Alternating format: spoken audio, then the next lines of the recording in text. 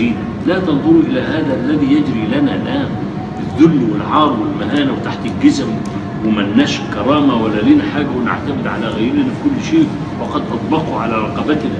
اوعوا تتخيلوا الأمة دي إن هذه الأمة إنما يرعاها ربها.